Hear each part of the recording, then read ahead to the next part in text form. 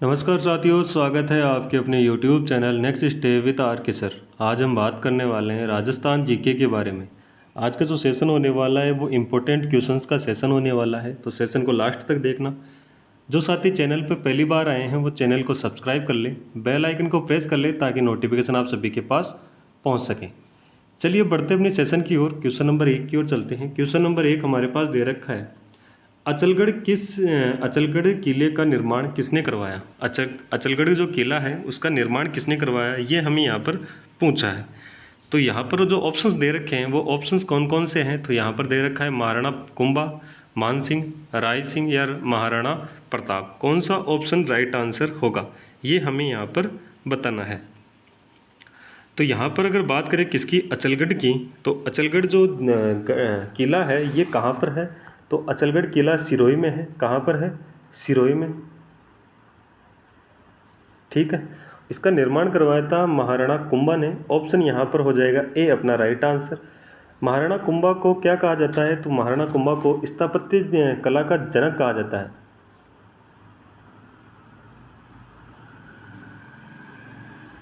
स्थापत्य का क्या कहा जाता है, जनक कहा जाता है।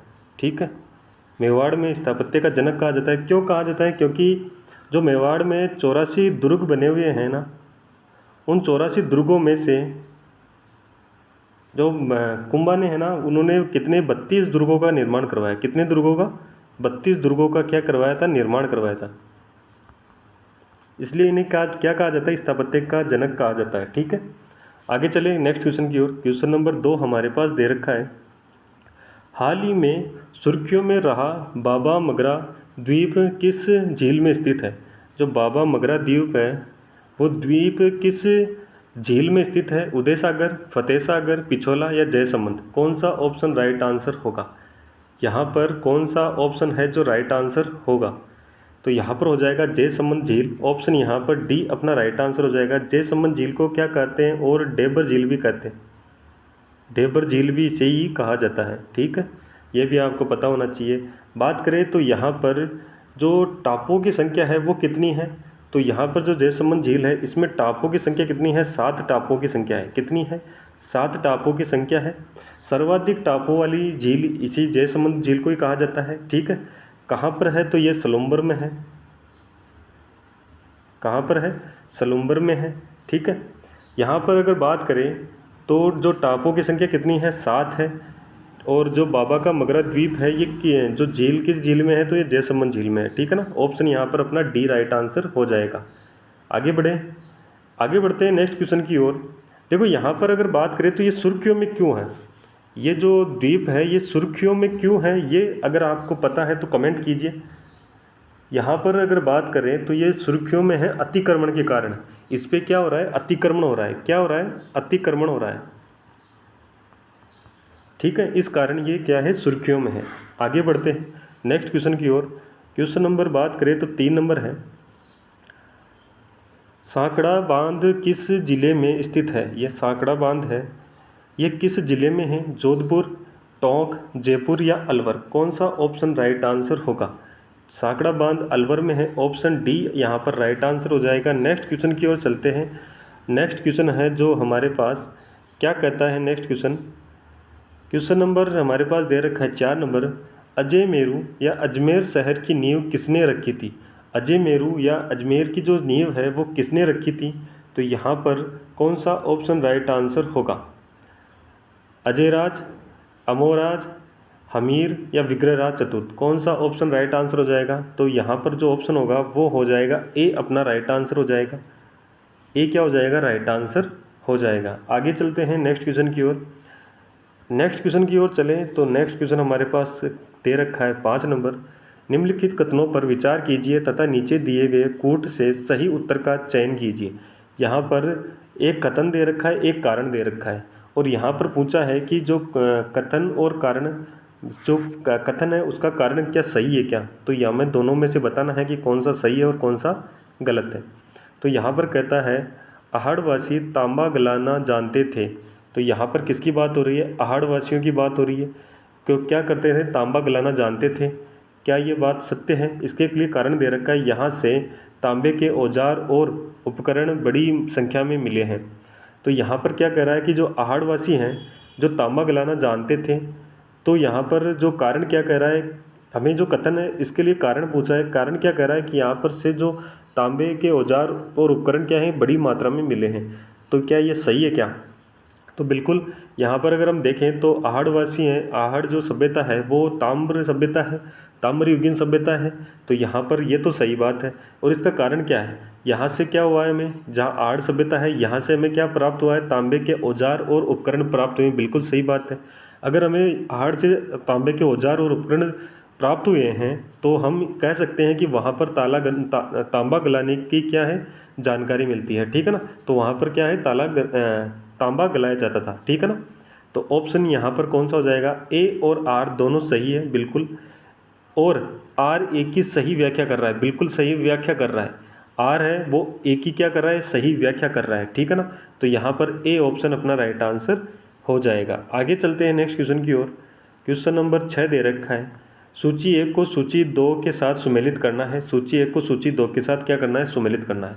सूची 1 में क्या दे रखा है, पुरातात्विक स्थल दे रखे हैं, और सूची 2 में दे रखा है खोजकर्ता या उत्खननकर्ता।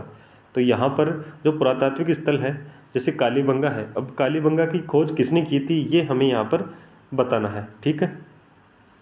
तो कालीबंगा की जो खोज है वो किसने की थी, इसके लिए बात करें तो जो कालीबंगा है उसकी खोज की गई थी किसके द्वारा, अमलानंद घोष के द्वारा की गई थी। तो यहाँ पर एक के साथ तो क्या आ जाएगा, 2 आ जाएगा, ठीक है। एक के साथ 2 आ जाएगा। अगर बात करें तो कब की थी, तो 1952 ईस्वी में इसकी क्या की थी, खोज की थी, ठीक है।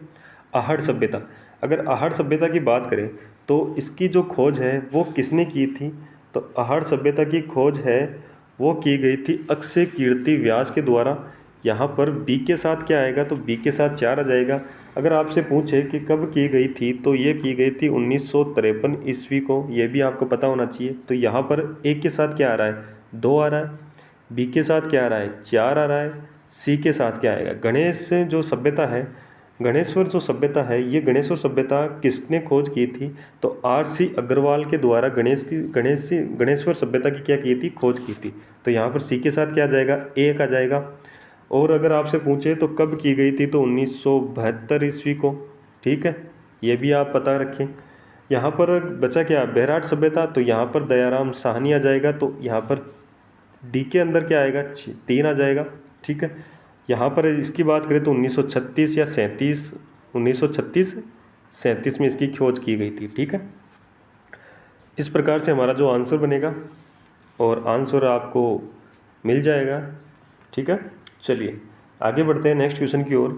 क्वेश्चन नंबर हमारे पास दे रखा है 7 नंबर, वह कौन सा पुरातात्विक स्थल है जहाँ से एक ही स्थान पर बौद्ध स्तूप, मंदिर और मठ के अवशेष प्राप्त हुए हैं। यहाँ पर आप सभी को बताएं, जब बौद्ध स्तूप की बात हो तो बेहराट सभ्यता आपको पता होनी चाहिए। बेहराट सभ्यता कहाँ पर है, तो बेहराट सभ्यता जयपुर में है। तो यहाँ पर जो आंसर हो जाएगा वो हो जाएगा कौन सा, सी ऑप्शन अपना राइट आंसर हो जाएगा। जहाँ से क्या प्राप्त हुआ है, बौद्ध स्तूप प्राप्त हुए हैं, मंदिर प्राप्त हुए और मठ की अवशेष प्राप्त हुए हैं, ठीक है ना। चलिए आगे बढ़ते हैं नेक्स्ट क्वेश्चन की ओर। क्वेश्चन नंबर 8 दे रखा है, निम्नलिखित में से राजस्थान का कौन सा जिला अवनालिका अपरदन से सर्वाधिक ग्रसित है। यहाँ पर जो अवनालिका अपरदन है वहाँ से सर्वाधिक ग्रसित जो जिला है वो कौन सा है, झालावाड़, दौसा, टोंक या करौली। कौन सा ऑप्शन राइट आंसर होगा, कौन सा ऑप्शन है जो राइट आंसर हो जाएगा। देखो जो अवनालिका अपरदन है ये कौन सी नदी से होता है, तो ये होता है चंबल बेसिन, चंबल नदी से होता है, ठीक है। और ये अगर मुख्यतः पूछे तो कोटा में और यहाँ पर जो अपरदन से ग्रसित जिला है वो कौन सा है, करौली है। तो यहाँ पर डी अपना राइट आंसर हो जाएगा। डी क्या हो जाएगा, राइट आंसर हो जाएगा। नेक्स्ट क्वेश्चन चलते हैं। नेक्स्ट क्वेश्चन है हमारे पास, राजस्थान में यह मृदा पवन द्वारा विस्थापित होती है, इसमें उर्वरता क्रम एवं लवणता अधिक होती है। यहाँ पर क्रम नहीं है, कम है, उर्वरता तो कम है और लवणता अधिक होती है। मृदा की पहचान कीजिए, वो कौन सी मृदा है जिसमें ये विशेषता बताई गई है कि राजस्थान की यह मृदा जो पवनों द्वारा विस्थापित होती है, जिसमें उर्वरता कम है तथा लवणता अधिक होती है। मृदा की पहचान कीजिए, वह कौन सी मृदा है, जलोढ़ मृदा, लेटेराइट मृदा, मरुस्थलीय मृदा या काली मृदा। कौन सा ऑप्शन राइट आंसर होगा। तो यहाँ पर जो ऑप्शन हो जाएगा वो सी ऑप्शन अपना राइट आंसर हो जाएगा। सी जो ऑप्शन है यानी मरुस्थलीय मृदा, उसमें उर्वरता तो कम होती है और लवणता क्या होती है, अधिक होती है, और पवनों के द्वारा वो क्या होती है, एक स्थान से दूसरे स्थान पर क्या हो जाती है, विस्थापित हो जाती है। तो इस जो मृदा का क्या होता है, अपरदन होता है। ठीक है ना। चलिए आगे बढ़ते हैं नेक्स्ट क्वेश्चन की ओर। क्वेश्चन नंबर दे रखा है हमारे पास 10 नंबर। प्रथम बार पुत्र के जन्म के अवसर पर बालक व उसके परिवार को ननिहाल पक्ष द्वारा वस्त्र व आभूषण दिए जाते हैं, यह रिवाज कहलाता है। क्या कहता है कि जो प्रथम बार पुत्र का जन्म होता है उस अवसर पर जो बालक है उसको और उसके परिवार को ननिहाल पक्ष, जो बालक जो पुत्र जन्म हुआ है उसके ननिहाल पक्ष द्वारा वस्त्र और आभूषण दिए जाते हैं। इस रिवाज को क्या कहते हैं, तो इस रिवाज को क्या कहा जाता है। यहाँ पर ऑप्शन हो जाएगा बी अपना राइट आंसर, जामना कहा जाता है, बी अपना राइट आंसर हो जाएगा। ठीक है। चलिए आगे बढ़ते हैं नेक्स्ट क्वेश्चन की ओर। क्वेश्चन नंबर हमारे पास दे रखा है कौन सा, 11 नंबर। निम्न में से तोरण का संबंध किससे है। निम्न में से जो तोरण है उसका संबंध किससे है, ये हमें यहाँ पर पूछा है। अगर मैं आपसे कहूँ कि कौन से लोक देवता है जिनके मंदिर में तोरण की पूजा होती है, यहाँ पर किस लोक देवता के मंदिर में तोरण की पूजा होती है।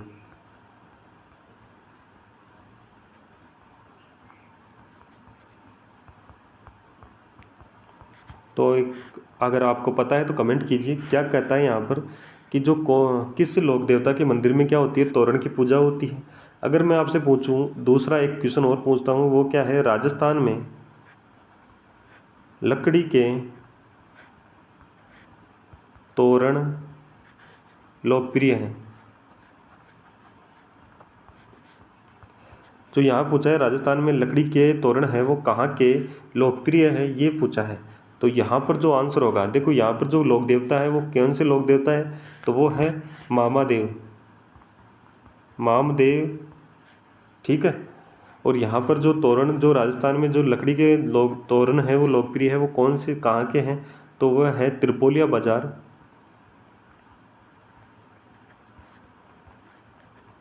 और त्रिपोलिया बाजार आप सभी को पता है कहाँ पर है, जयपुर में। ठीक है। और जो तोरण का जो संबंध है वो किससे है, तो वो है विवाह से। ऑप्शन यहाँ पर सी अपना राइट आंसर हो जाएगा। आगे बढ़ते हैं नेक्स्ट क्वेश्चन की ओर। क्वेश्चन नंबर दे रखा है हमारे पास 12 नंबर। राजपुतानी के किस नरेश ने सर्वप्रथम कन्यावध को रोकने का प्रयास किया था। राजपुताना के कौन से जो नरेश हैं उन्होंने सर्वप्रथम कन्यावध को रोकने का प्रयास किया था। जय सिंह, राव राम सिंह, जगत सिंह या जसवंत सिंह। कौन सा ऑप्शन राइट आंसर होगा, तो यहाँ पर हो जाएगा राव राम सिंह। ऑप्शन बी अपना राइट आंसर हो जाएगा, जिन्होंने क्या किया था, सर्वप्रथम कन्यावध को रोकने का प्रयास किया था। ठीक है। चलिए आगे बढ़ते हैं नेक्स्ट क्वेश्चन की ओर। क्वेश्चन नंबर 13 दे रखा है, निम्नलिखित में से कौन राजस्थान राज्य मानवाधिकार आयोग के अध्यक्ष नहीं थे। यहाँ पर 4 नाम दे रखे हैं, उनमें से बताना है कि कौन राज्य मानवाधिकार आयोग के अध्यक्ष नहीं थे। यहाँ पर नहीं थे मतलब नहीं रहे, कौन से नहीं हैं, तो यहाँ पर दे रखा है न्यायमूर्ति N.K. जैन, न्यायमूर्ति S. सगीर अहमद, यहाँ पर न्यायमूर्ति कांता भटनागर, और यहाँ पर दे रखा है चौथा ऑप्शन मूर्ति प्रेमचंद जैन, न्यायमूर्ति प्रेमचंद जैन। कौन सा ऑप्शन राइट आंसर होगा। यहाँ पर देखो एक तो दे रखा है न्यायमूर्ति कांता भटनागर जो प्रथम अध्यक्ष थे, तो यानी कि ये तो अध्यक्ष थे। यहाँ पर जो ऑप्शन का जो राइट आंसर हो जाएगा वो हो जाएगा डी ऑप्शन, न्यायमूर्ति जो प्रेमचंद जैन हैं ये क्या है, यहाँ पर मानवाधिकार आयोग के अध्यक्ष नहीं रहे, तो ऑप्शन अपना राइट आंसर हो जाएगा। ठीक है। यहाँ पर अगर मैं आपसे पूछूं कि वर्तमान में कौन है, अगर वर्तमान में अध्यक्ष की बात करें तो मानवाधिकार आयोग के वर्तमान में अध्यक्ष कौन है, तो वर्तमान में जो अध्यक्ष है वो है गंगाराम मूलचंदानी। कौन है, गंगाराम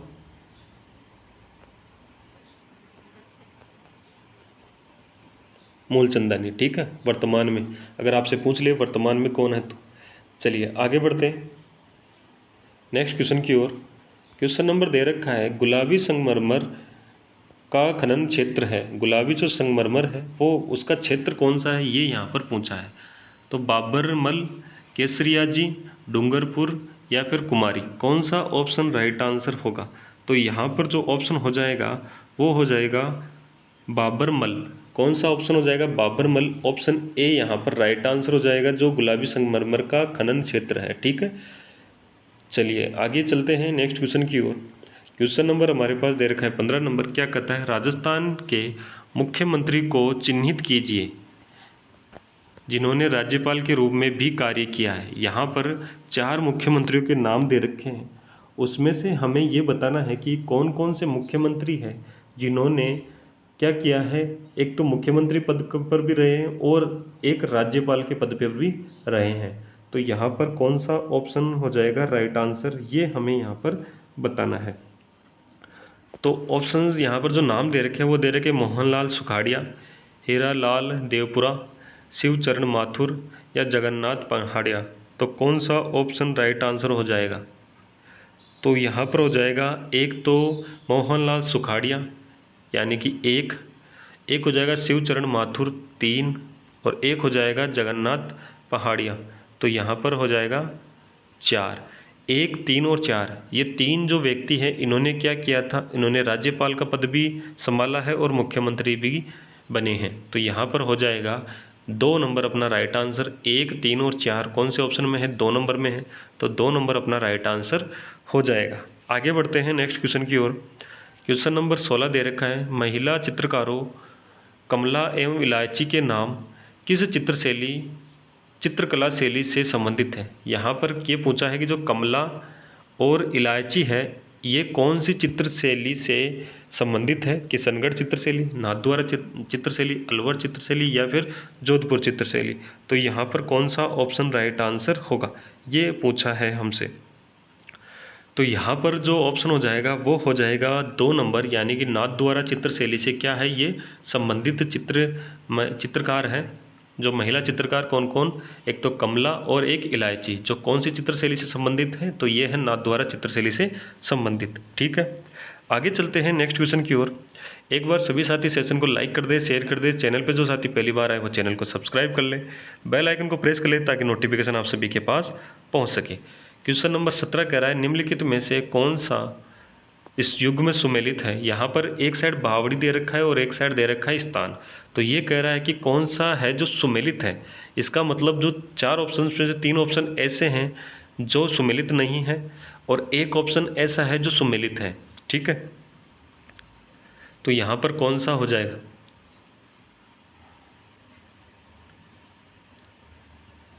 कौन सा ऑप्शन राइट आंसर हो जाएगा।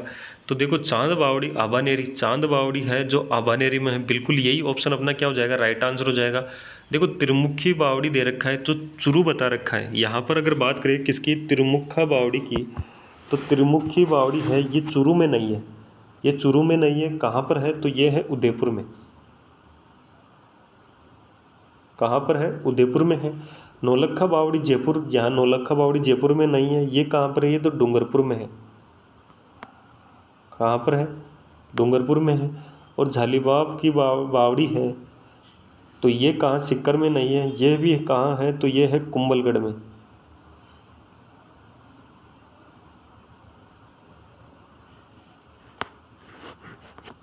ठीक है, तो यहाँ पर ऑप्शन कौन सा हो जाएगा, ए अपना राइट आंसर हो जाएगा। 18 नंबर की ओर चलते हैं। 18 नंबर दे रखा है राजस्थान के निम्नलिखित में से कौन से जिले 50 सेमी वर्षा रेखा के पश्चिम में अवस्थित है। नीचे दिए गए कूटों में से सही उत्तर चुनिए। यहाँ पर देखो 4 जिले दे रखे हैं। ये कह रहा है कि जो 50 सेमी वर्षा रेखा है इसके पश्चिम में अवस्थित जो जिले हैं ना उनको बताना है कि कौन कौन से हैं। अगर बात करें जो 50 सेमी वर्षा रेखा है, ये 50 सेमी जो वर्षा रेखा है ये राजस्थान को 2 भागों में बांटती है, एक पश्चिम और एक बांटती है पूर्व क्षेत्र में। और जो ये 50 सेमी वर्षा रेखा है ये अरावली जो पर्वतमाला है ना, अरावली पर्वतमाला के क्या है, समानांतर है। ठीक है, अरावली पर जो पर्वतमाला है कि क्या है, समानांतर है। तो यहाँ पर अगर पश्चिम की बात करें तो पश्चिम में कौन कौन से ज़िले हैं, तो पश्चिम में एक तो है हनुमानगढ़ और एक है चूरू, और जो पूर्व की बात करें तो यहाँ पर है एक तो दौसा और भीलवाड़ा। ये किसकी साइड पहुँचा है, पश्चिम की साइड पहुँचा है, तो पश्चिम की साइड दो जिले हैं हनुमानगढ़ और चूरू, तो बी और सी। बी और सी कौन से ऑप्शन में है, तो बी और सी 4 नंबर में है, तो 4 नंबर अपना राइट आंसर हो जाएगा। ठीक है, आगे बढ़ते हैं नेक्स्ट क्वेश्चन की ओर। क्वेश्चन नंबर 19 दे रखा है, निम्नलिखित में से किस पुरातात्विक स्थल से यूनानी शासक मिनाडर की मुद्राएं प्राप्त हुई है। मिनाडर की मुद्राएं प्राप्त हुई है, कौन सी जो पुरातात्विक स्थल है इसकी बात हो रही है। तो यहाँ पर जो ऑप्शन हो जाएगा वो हो जाएगा बैराट, ऑप्शन हो जाएगा सी अपना राइट आंसर। यहाँ पर अगर बात करें तो 36 मुद्राएं प्राप्त हुई है। कितनी मुद्राएं प्राप्त हुई है, 36 मुद्राएं प्राप्त हुई है। ठीक है ना, चलिए आज के लिए इतना ही। तो सेशन कैसा लगा, अगर अच्छा लगा तो सेशन को लाइक कर दें, शेयर कर देना, और जो साथी चैनल पर पहली बार आए वो चैनल को सब्सक्राइब कर लेना, बेल आइकन को प्रेस कर लेना कि जब भी क्लास हो उसका नोटिफिकेशन आप सभी के पास पहुंच सके। ठीक है, चलिए धन्यवाद। जय हिंद, जय भारत।